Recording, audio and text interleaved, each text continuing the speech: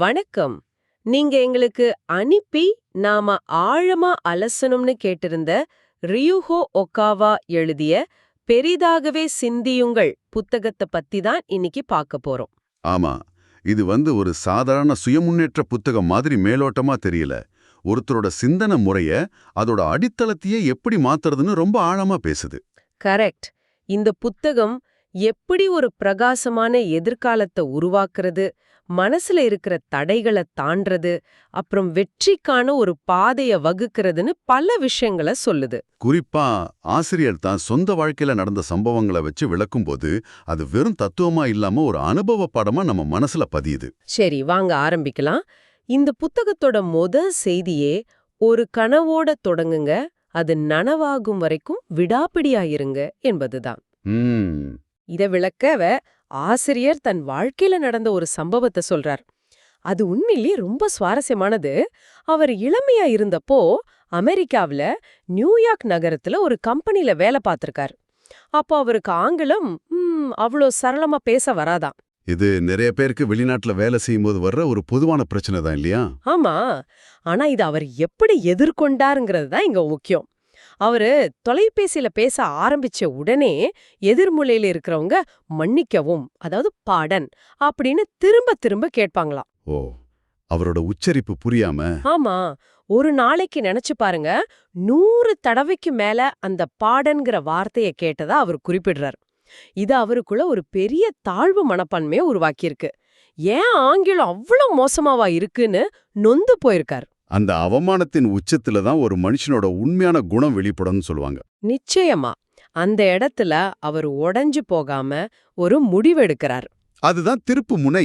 ஆமா. அந்த அவமானத்தை ஒரு எரிபொருளா மாத்திக்கிட்டு, என்னால் முடியும்னு தனக்கு தானே சொல்லிக்கிட்டு, அந்த சவாலை எதிர்கொள்ள தயாராகிறார். இனிமே போன் வந்தா அத சக ஊழியர்களுக்கு மாத்தாம நானே தான் பேசி சமாளிப்பேன் அப்படின்னு ஒரு முடிவு. வாவ், இது வெறும் மொழி பிரச்சனை இல்ல, இது ஒரு மனநிலை மாற்றம். அந்த ஒரு சின்ன முடிவு, அந்த என்னால் முடியுங்கிற எண்ணம் ஒரு பெரிய மாற்றத்துக்கான விதையா மாறுது. கரெக்ட். அந்த அவமானமே அவரை ஒரு சிறந்த பேச்சாளரா மாத்துறதுக்கான முதல் படியா அமைஞ்சிருக்கு. சரி, இந்த அடித்தளத்தை வச்சுக்கிட்டு ஒரு பிரகாசமான எதிர்காலத்தை எப்படி உருவாக்குறதுன்னு புத்தகம் விளக்குது. நல்ல கேள்வி.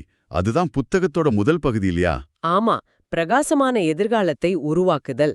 இதுல பெரிய இலக்குகளை நிர்ணயிக்கிறது எவ்ளோ முக்கியம்னு புத்தகம் சொல்லுது. ஆனா வெறும் கனவு கண்டா மட்டும் போதாது. அதுக்கு ஒரு தெளிவான பிளான் வேணும்.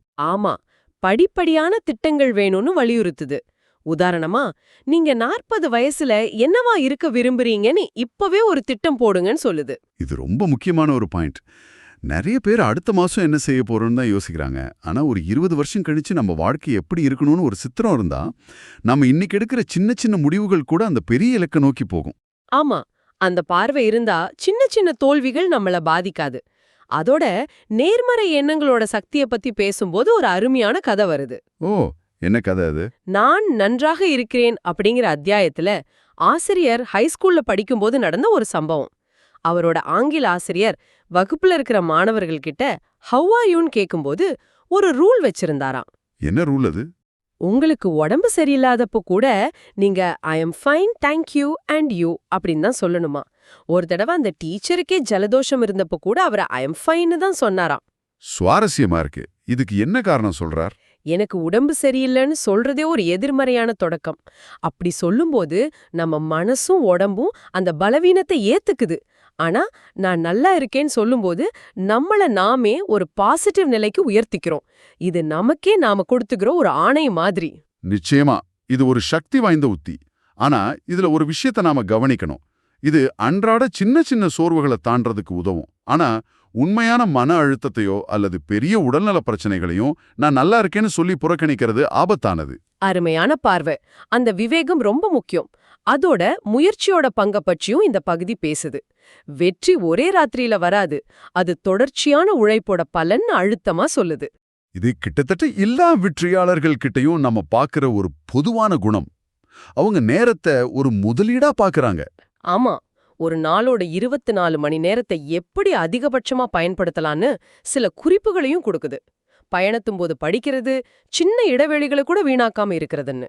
ஆக இந்த முதல் பகுதி ஒரு கனவை எப்படி உருவாக்குறது, அதை நேர்மறை எண்ணங்களால எப்படி வளர்க்கிறது, தொடர்ச்சியான முயற்சியால எப்படி பாதுகாக்கிறதுன்னு ஒரு முழுமையான கட்டமைப்பு கொடுக்குது. சரி, இப்போ ஒரு அடித்தளத்தை அமைச்ச பிறகு அது மேல எவ்ளோ பெரிய கட்டடத்தை கட்டப் போறோங்கிறது நம்ம சிந்தனையின் அளவை பொறுத்தது. இதுதான் புத்தகத்தின் 2ஆம் பகுதியான பெரினாக சிந்திப்பது மற்றும் தடைகளை தாண்டுவது, இல்லையா? ஆமா, கடுகளவு சிந்தித்த மலையளவு காண முடியாதுன்னு ஆசிரியர் சொல்றார். நம்முடைய சாதனைகளோட அளவு நம்ம சிந்தனையோட அளவை தாண்டவே முடியாது. நம்ம இலக்குகளோட எல்லைய நாம தான் நிர்ணயிக்கிறோம். கரெக்ட். சின்னதா சிந்திச்சா நம்ம முயற்சிகளும் சின்னதாவே இருக்கும், முடிவுகளும் அப்படியே தான். இங்கே ஒரு சுவாரஸ்யமான கலாச்சார ஒப்பீட்டை ஆசிரியர் செய்றார். ஜப்பானிய கலாச்சாரத்துல ஒருத்தர் தன் திறமைகளை வெளிப்படையா பேசுறது ஒருவித தற்பெருமையா பார்க்கப்படுது. அடக்கமா இருக்கிறது தான் நற்பண்புன்னு சொல்வாங்க. ஆனா அமெரிக்காவுல நிலைமை தலைகீழ். உங்க திறமைகளை நீங்க சொல்லாட்டி யாருக்கும் தெரியாது. என்னால இதை செய்ய முடியும்னு தைரியமா சொல்றவங்களுக்கே வாய்ப்புகள் கிடைக்குது. ஆசிரியர் சொல்ற இந்த கலாச்சார வேறுபாடு ஒரு பக்கம் இருந்தாலும் ஒரு சராசரி மனுஷனுக்கு இது எந்த அளவுக்கு பொருந்தும்? அளவுக்கு அதிகமா தங்களை பத்தி பேசுறவங்கள அகங்காரம் பிடிச்சவங்களா பார்க்க வாய்ப்பு உண்டல்லவா? ஒரு நல்ல கேள்வி. புத்தகம் என்ன சொல்லுதுன்னா, உங்க திறமை மேல உங்களுக்கு இருக்கிற நம்பிக்கையை வெளிப்படுத்துறது தற்பெருமை இல்ல, அது தன்னம்பிக்கை. இதை விளக்க அவர் தன் சொந்த அனுபவத்தையே உதாரணமா தர்றார். ஓ, அந்த அழகற்ற வாத்து குஞ்சு கதைய சொல்வாரே. ஆமா, சிறு வயசுல அவரோட ஐக்யூ, அதாவது நுண்ணறிவு திறன் ரொம்ப குறைவா மதிப்பிடப்பட்டதாம். அவரோட அண்ணனோட ஐக்யூ 180க்கு மேல இருந்தப்போ இவரோடது 100 விட குறைவா இருந்திருக்கு. இதனால அவரோட பெற்றோர் கூட அவர் மேல நம்பிக்கை வைக்கல. ஆனா அவர் அதை தாண்டி வந்திருக்கார். ஆரம்பத்துல மத்தவங்க நம்ம மேல வைக்கிற முத்திரைகளை விட நாம நம்ம மேல வைக்கிற நம்பிக்கை தான் முக்கியம்னு இது காட்டுது.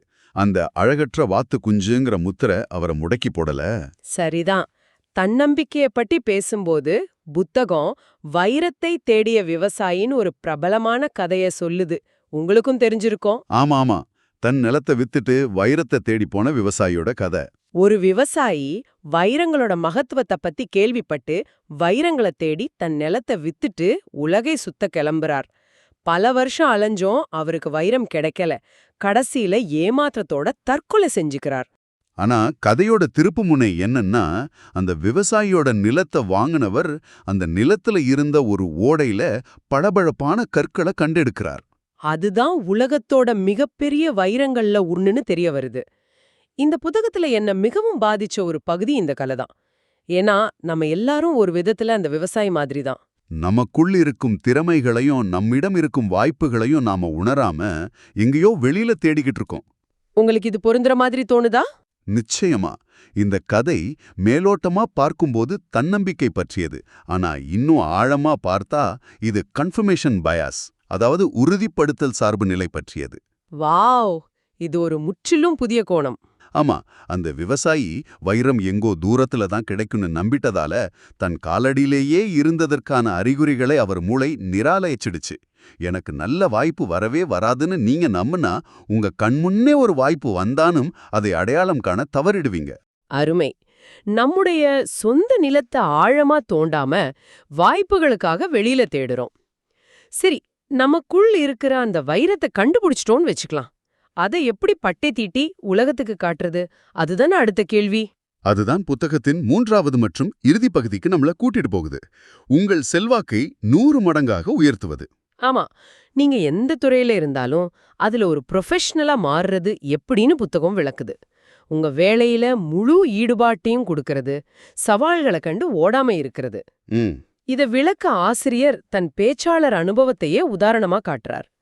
தன் முதல் பொதுப்பேச்ச ஒரு சில 100 பேர் முன்னாடி நிகழ்த்தினதிலிருந்து பிறகு டோக்கியோ டோம்ல 50,000 பேர் முன்னாடி பேசினது வர ஒவ்வொரு முறையும் அதுதான் தன் கடைசி பேச்சுங்கிற மாதிரி தன் முழு திறனையும் வெளிப்படுத்தினதா சொல்றார். இதுல ஒரு நுட்பமான விஷயம் இருக்கு.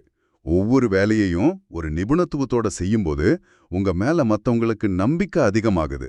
அதுவே உங்க செல்வாக்க இயல்பா உயர்த்துது. அந்த அர்ப்பணிப்பு தான் ஒருத்தர சாதாரண நிலையிலிருந்து அசாதாரண நிலைக்கு எடுத்து செல்லுது. இறுதியா புத்தகம் ஒரு ஆழமான கருத்தை சொல்லுது. உங்க வாழ்க்கையோட உண்மையான நோக்கம் அல்லது உள்ளழைப்ப, காலிங்க நீங்க கண்டுபிடிக்கும்போது உங்க செல்வாக்கும் சக்தியும் பல மடங்கு அதிகரிக்குதுன்னு சொல்லுது. இதுதான் உச்சகட்ட நிலை. சொல்லப்போனா கிளைமேக்ஸ். உங்க வேலை வெறும் வருமானத்துக்கான ஒன்றா இல்லாம அது உங்க வாழ்க்கையோட நோக்கமா மாறும்போது நீங்க செய்யற ஒவ்வொரு செயலுக்கும் ஒரு புதிய அர்த்தம் கிடைக்குது. அந்த நிலையில பயங்கள் விலகி தெளிவான பாதை பிறக்குது. ஆமா, புத்தகம் சொல்ற அந்த 100 மடங்கு செல்வாக்குங்கிறதுக்கு இதுதான் உளவியல் ரீதியான காரணம். ஒருத்தரோட உள்ளழைப்பு அவரோட தனிப்பட்ட விருப்பங்களை தாண்டி சமுதாயத்துக்கு பங்களிப்பதா மாறும்போது அவரோட செல்வாக்கு தனிப்பட்ட அளவிலிருந்து சமூக அளவாக விரிவடையுது. அப்போ மொத்தத்துல இந்த புத்தகத்தோட சாராம்சம் என்னன்னு கேட்டா, உங்க எண்ணங்கள் தான் உங்க யதார்த்தத்தை உருவாக்குது. இதுதான் அஸ்திவாரம். ஆமா, நான் நல்லா இருக்கேன்னு சொல்றதுல தொடங்கி என்னால முடியும்னு நம்புறது வர எல்லாமே மனசுல தான் தொடங்குது. நேர்மறையான மனநிலையை வளர்ப்பது, பெரிய கனவுகளை காண்பது, அதை அடைய விடாப்படியா உழைக்கிறது, இதுதான் வெற்றியோட அடிப்படை. குறிப்பா அந்த வைரத்தை தேடிய விவசாயி கதை மனசுல ஆழமா பதிஞ்சிடுச்சு. நம்ம கிட்ட இருக்கிற திறமைகளை உணராம நாம எவ்வளவு தூரம் வாய்ப்புகளை தேடி அலையுறோம்னு அது அழகா சொல்லுது. இந்த புத்தகம் உங்க சிந்தனையோட எல்லையை தாண்டி உங்களால வளர முடியாதுன்னு சொல்லுது. அப்படியானா நான் உங்ககிட்ட ஒரு கேள்வியை முன்வைக்க விரும்புறேன். ம், சொல்லுங்க. உங்க திறமையோட எல்லையை பத்தி நீங்க கொண்டிருக்கிற ஒரு நம்பிக்கை என்ன? ஒருவேளை அந்த நம்பிக்கையே உங்க வளர்ச்சியை தடுத்துக்கிட்டு இருக்கலாம் இல்லையா? இத பத்தி நீங்க யோசிச்சு பாருங்க.